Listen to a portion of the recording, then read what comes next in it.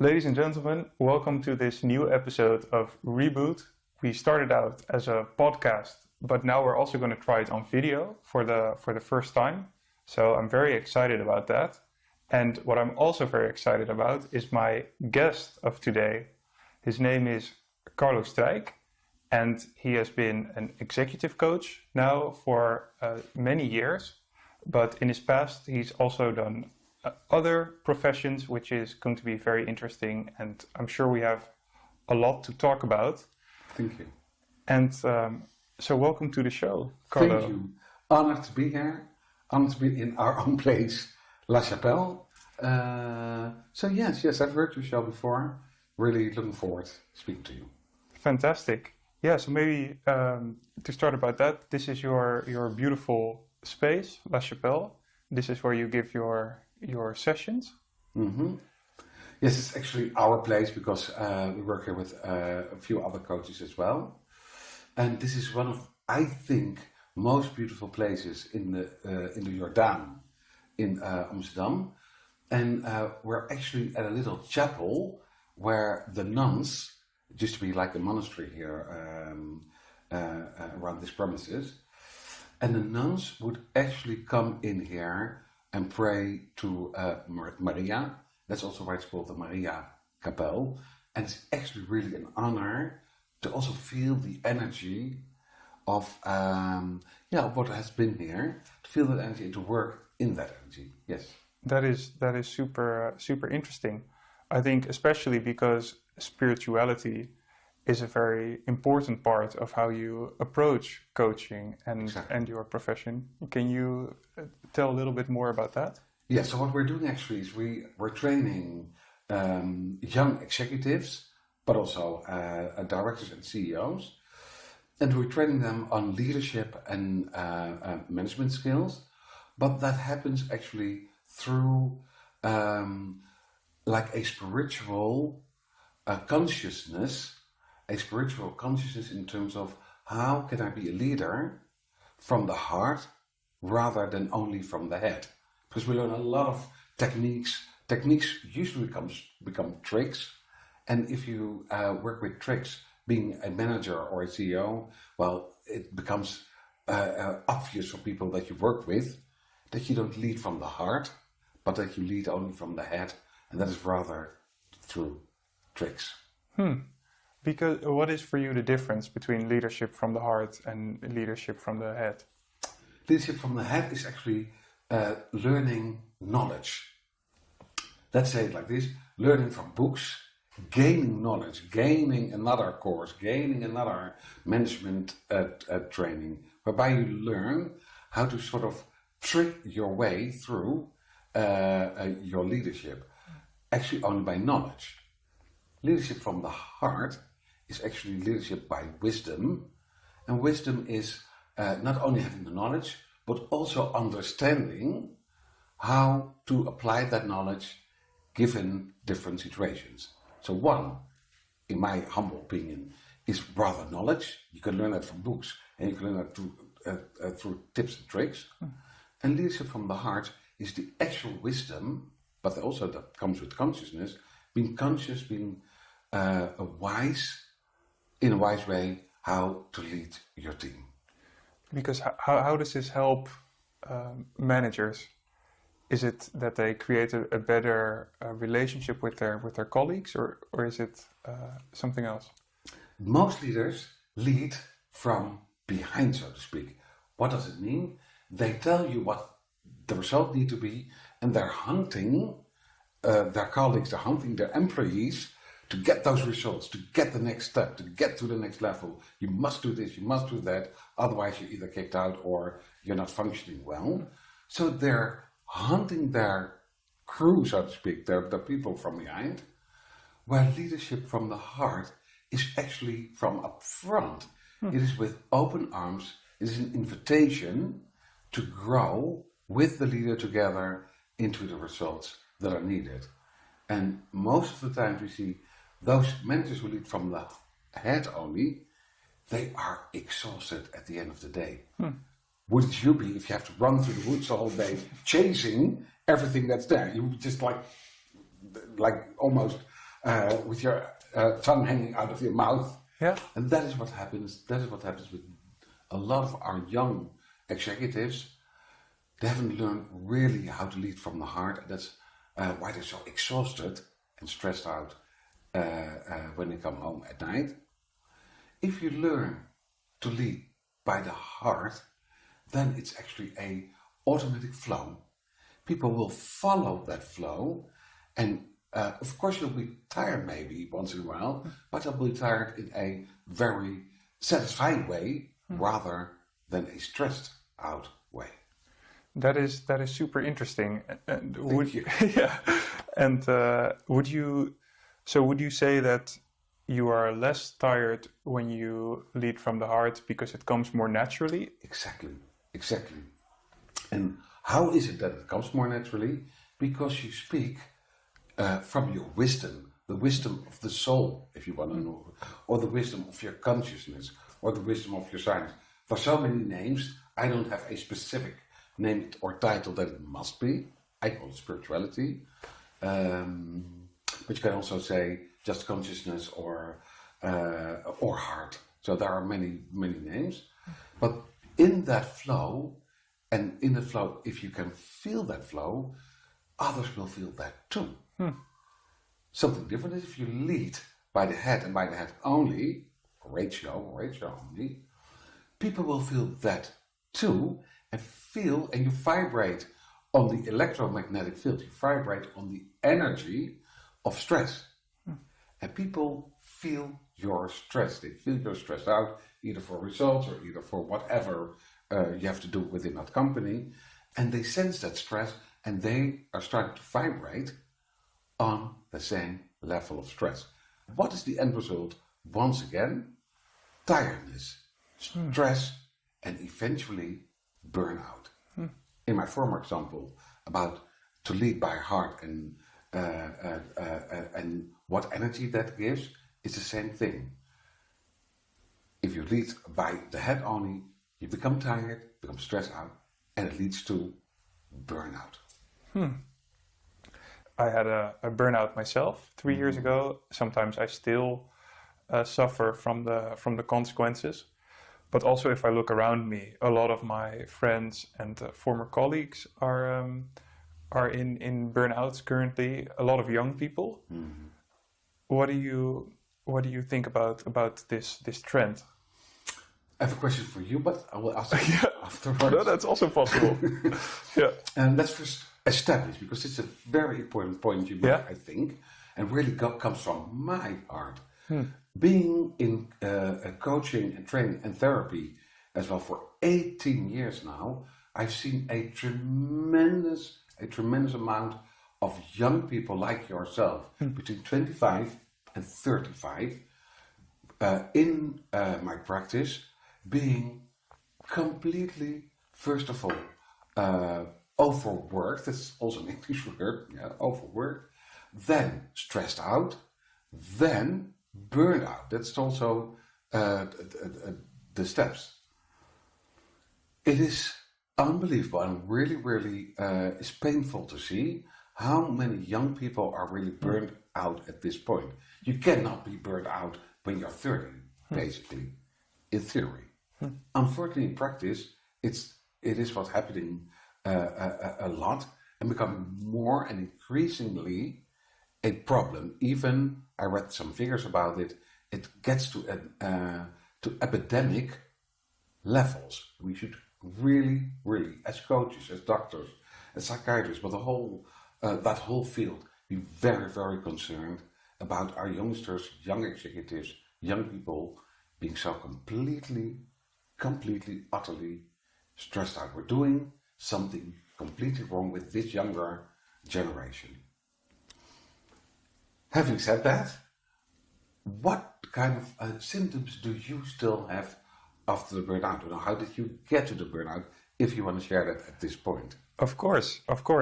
What? How old were you when you were really burned out?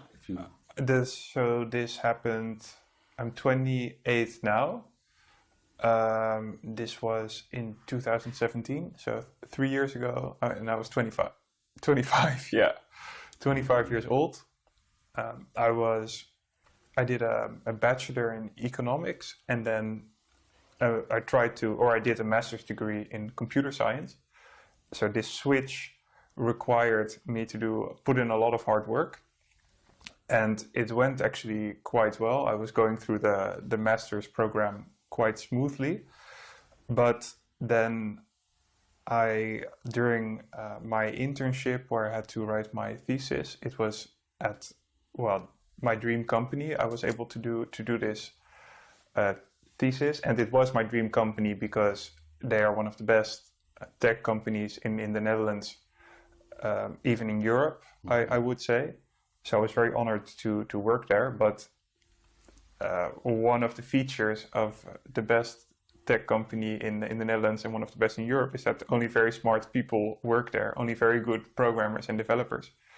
And I came in with my 1-2 years experience in programming, and then I thought, what is this? What is going on here? I didn't understand anything, and my reaction was to then think, okay, then I have to compensate it somehow by working very hard and really giving it everything I got.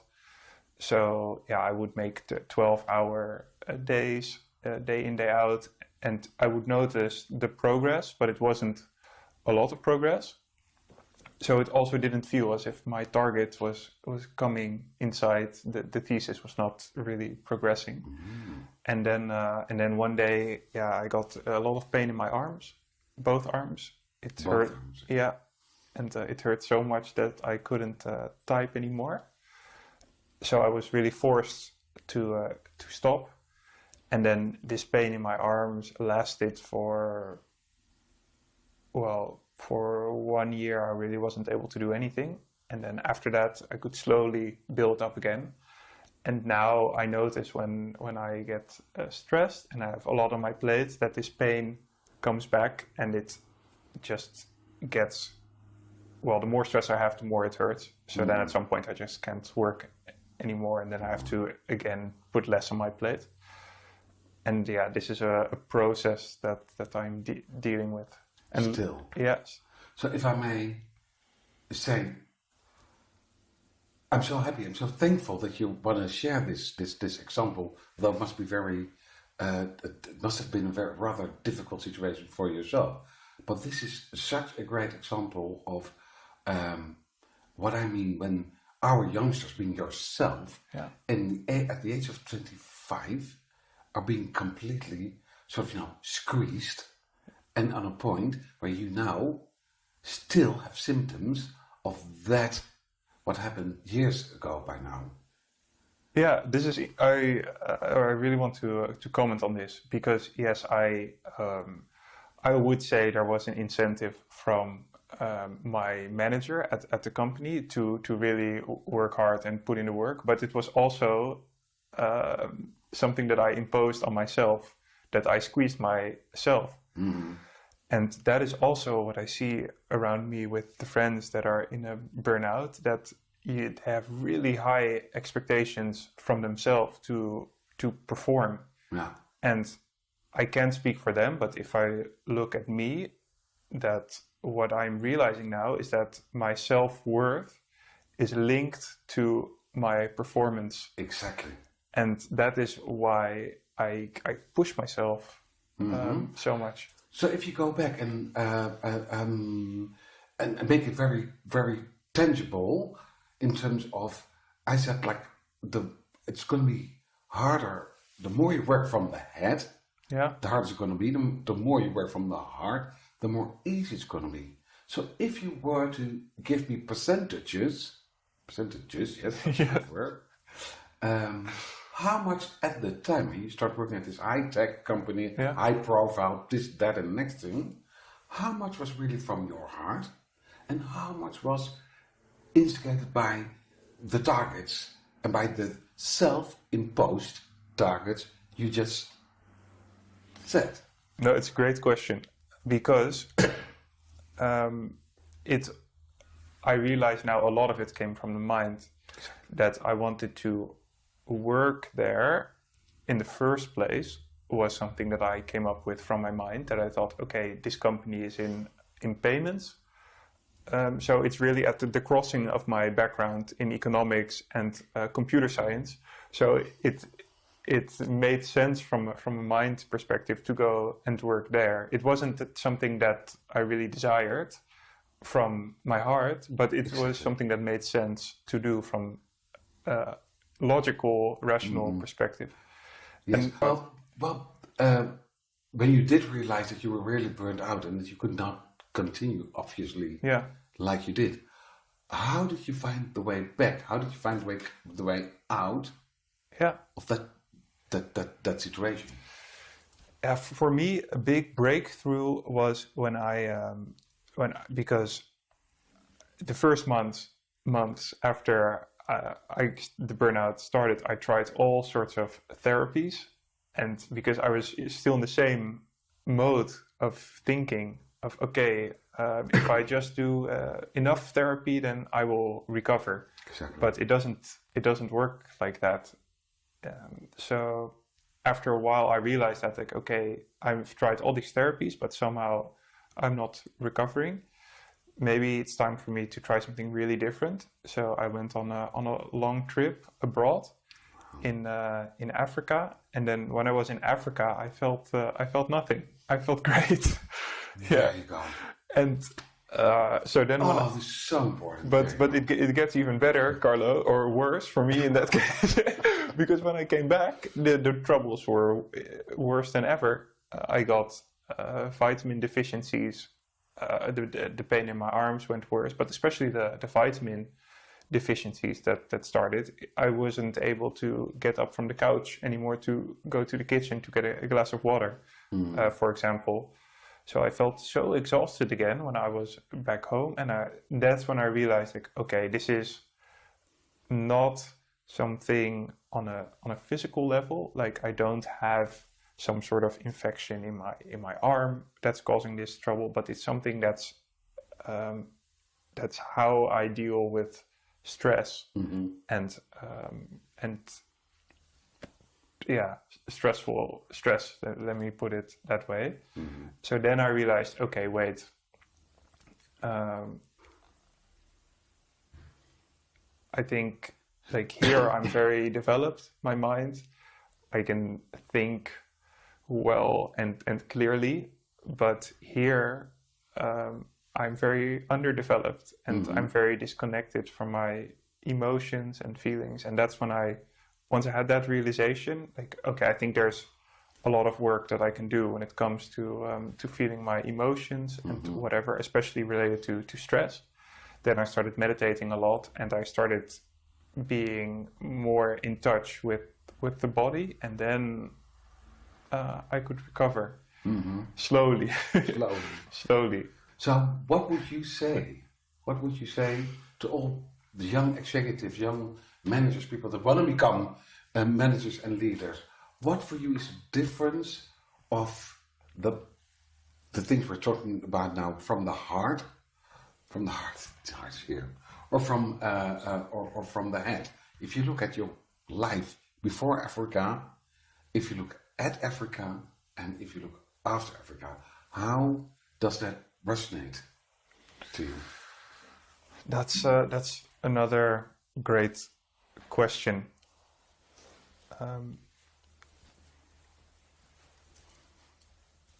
I think everyone is born with certain talents. You mentioned it before also, and you need to be sort of sharp, I think, on noticing, okay, how am I different from other people? But if you pay attention, you will notice that some things that you naturally do are just different than other people.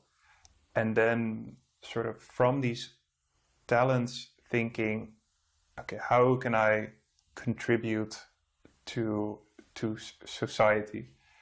And if you think about it that way, then you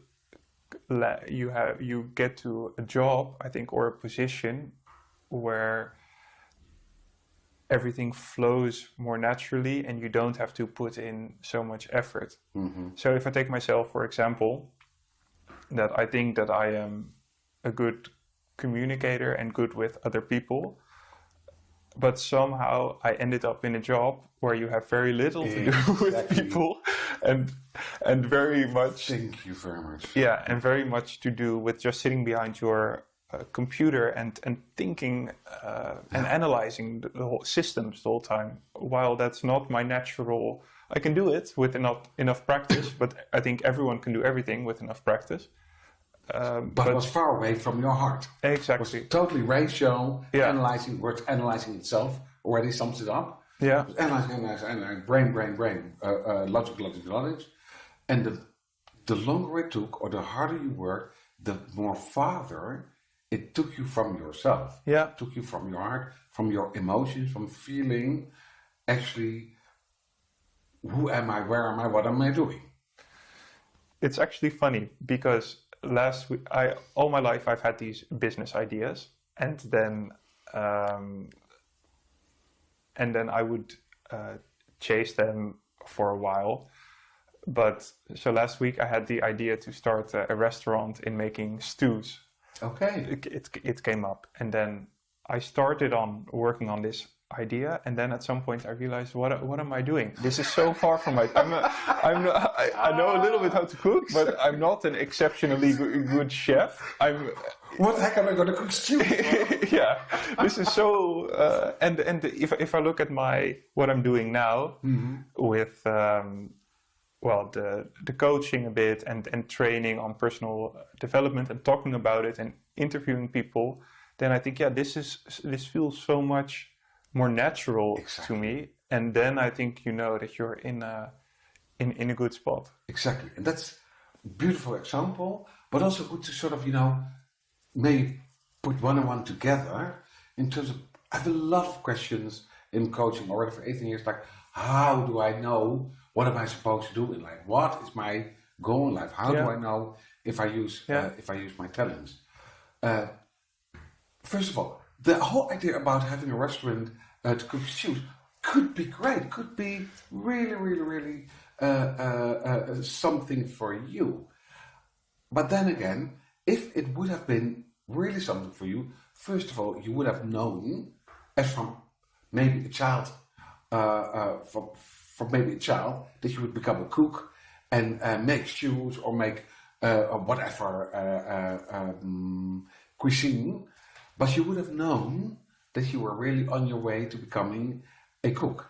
Second of all, you would have already been sort of assembling yourself and preparing yourself to really start a restaurant.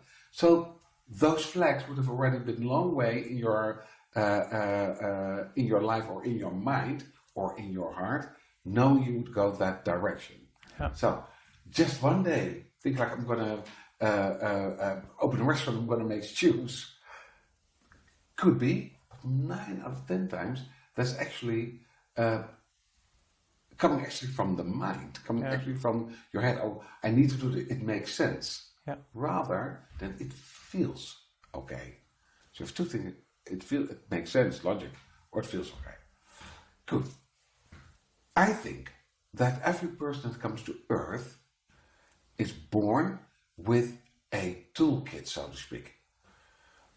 But what is the toolkit? The toolkit is actually packed with the talents you are supposed to use to do whatever it is you're going to do in life. So let's say you didn't come to Earth. If you are supposed to be a carpenter, you come to Earth with the talent of using the tools to become a carpenter.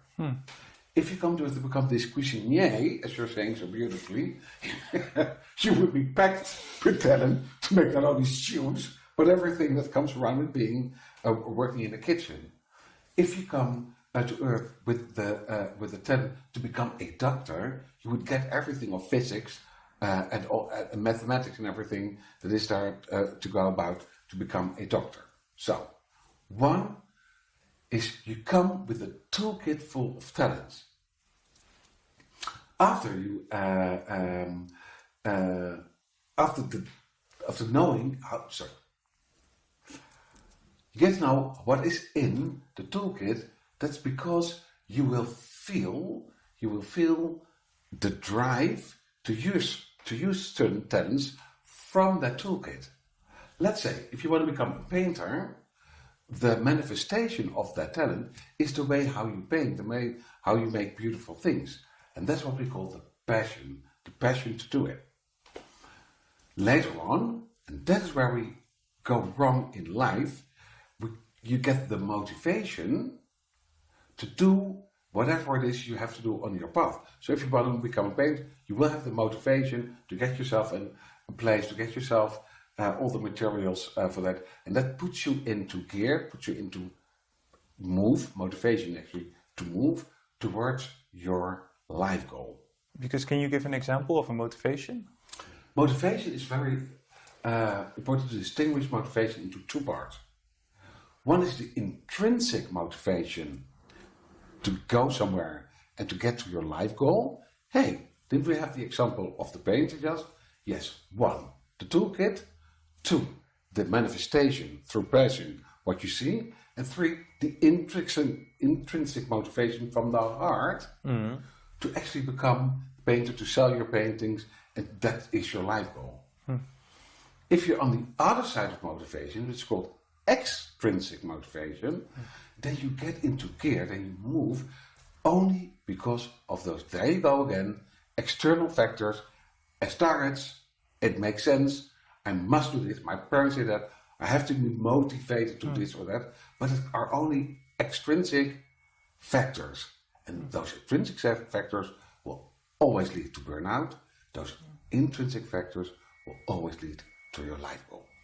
And I think a beautiful explanation also to talk about your latest manifestation of your talent. It's I'm joking in it. It's a book, a beautiful book. I read it with a lot of pleasure. It's called The 5 Whys Method, and it's very nice that we're having this conversation in English, because I think it will be released in English soon. Yes, also. Let's first, before anything, say how thankful and how grateful I am, how well the book is doing actually at this point in Holland, and how many people are actually making the transition and starting to understand that only by ratio it will not work. You have to at some point step into your heart and what you're actually feeling and your actual emotions. So I'm so thankful, I'm so glad. It will be released in English as well. Yeah. In English it will have a different title though. We have chosen, me and the publisher, for brutal honesty. So the book is about a 5-step program, a 5-step method to become really brutally honest with yourself. Yeah. And brutally honest means without exception, without any barrier.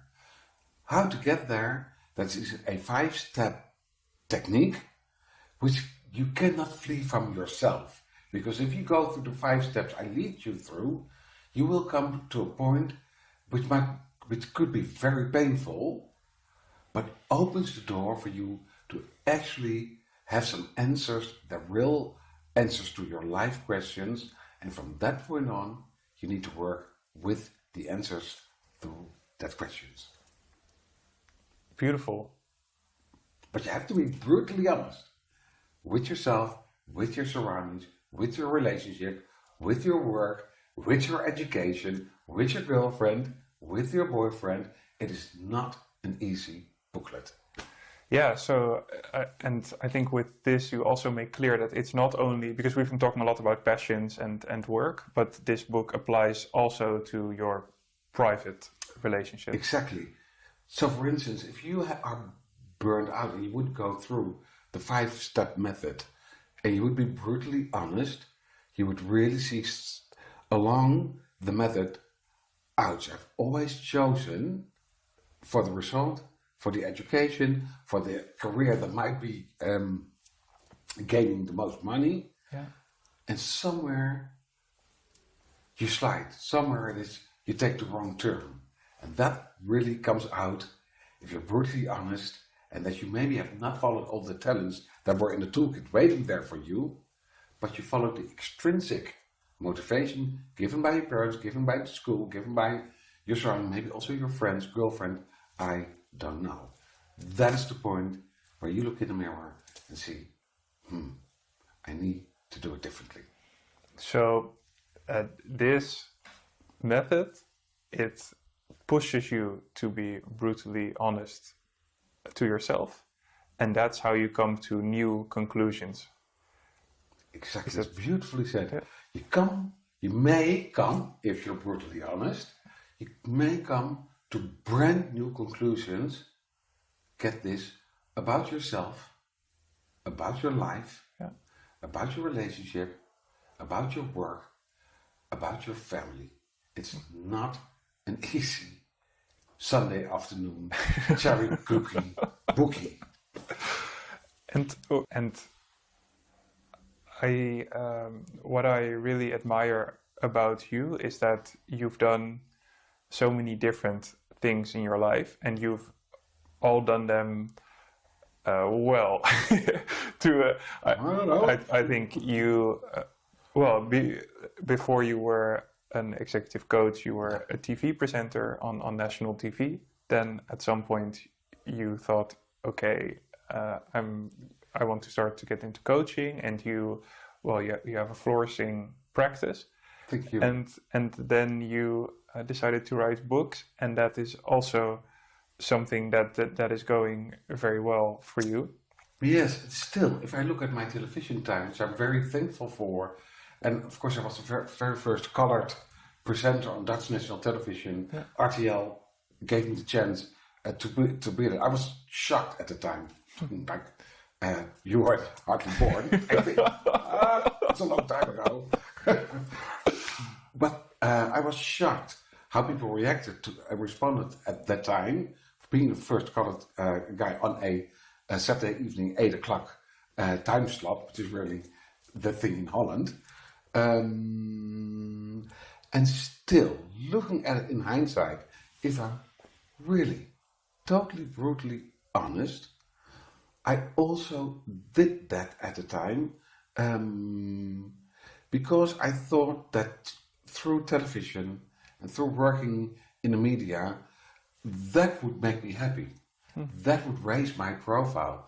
That would be my real goal in life. But it's also, if I look at it hindsight, if I'm really brutally honest, why I didn't continue, why I didn't make more progress, why I'm not still there right now. Because honestly and deeply in my soul, I didn't want to be there. But at first you thought the fame, it attracted you. Exactly, and there you go, my surrounding, it was my own belief system that would make me happy. Because my surroundings said that. That's what the way how I was brought up. Is the way what you see around yourself. That being on television is the ultimate. You see it on all the shows now. You see it on Instagram and on social media. It really took some soul searching for me to see like, am I really, really, really happy? No, I'm not. It took some really. It took me a while to really step out of it. Looking at it in hindsight, I could see that I was following the extrinsic motivation, the money, the fame, the this, the that, where my heart really wanted to go a different direction. Because what did your heart say at the time? My heart said at the time, and is saying at this time, this is what I need to do. I do believe that executive coaching, not necessarily executive coaching, but coaching, helping people, being a guide for others. But I also say that sometimes you need a way to get somewhere, and the way through media and through television must have been my way to get here eventually. I think that's a very important point that we're hitting now, is that you shouldn't, or I shouldn't now look back and say, oh, I wasted 5 years of my life in computer science, because this development that you made, this personal development that you made during those years, it will come back and it will be useful at some point, even if it's only the realization, figuring out, okay, this is not for me, this career. That's already a piece of new information that can be very useful. But also now, for example, that I can think of, or that simple things, that I can create my own website, or that I'm able to develop an app at some point that can support my work. And for you, I'm sure that the presentation skills that you learned on TV are useful in your trainings. Exactly. And how I help people, like we said at the beginning, how do you prepare for speech? Yeah. Those are the techniques I've learned working for television. Do you think that your burnout was a necessary step for you to now become on the path of coaching? 100%. 100%. Because I really... I remember quite vividly a memory when I was on my bicycle cycling through Amsterdam at night, and that I thought, okay, if this internship continues, I'm going to get a good job at this tech company, and then I will earn good money, and people will look at me and say, wow, he works at that company, he's obviously smart. And I remember thinking, okay, is this all there is to life, basically? Is this what I'm living for? It felt very shallow and superficial, but I didn't know that there was something else.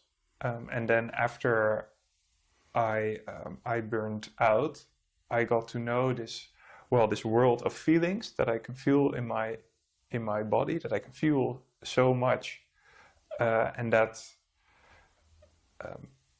makes life so much more deep. The feelings, but also realizing that you can deal with these feelings, that sometimes feelings can be very strong, but you are strong enough to hold them. And this process and where these feelings lead you, that gives life so much more value to me, and I would have never been on this path if I didn't have to burn out. Exactly. And if I may add, the way how you, and so openly, so brutally honest, we know the term now. Yeah. We're so brutally honest in explaining what happened to you and how you got to the burnout, and then went to Africa, regained consciousness, so to speak. And then in Holland, all the symptoms came back again. I believe that life takes you through the distortions, as we call them, but they're not actually distortions. They're actually not necessarily bad. You need them in order to get to your life goal, to get from extrinsic motivation to intrinsic motivation through the heart, and eventually, as you're doing now, help others who are watching your program, realizing and think, let me not go all the way down there and really be burned out. Let me wake up now and do it now before I stumble, trip over, and fall even maybe lower. Just to finish up, you had a distortion with burnout. It took me to realize that I should stop working for television, a terrible stroke. A terrible stroke for months in rehabilitation programs, until I actually was willing to listen, not to the extrinsic, but to the heart, i.e. the intrinsic way. Wow. So before you had the stroke, you could already feel that something was not right, but you kept on doing the work. Totally artificial. Yeah.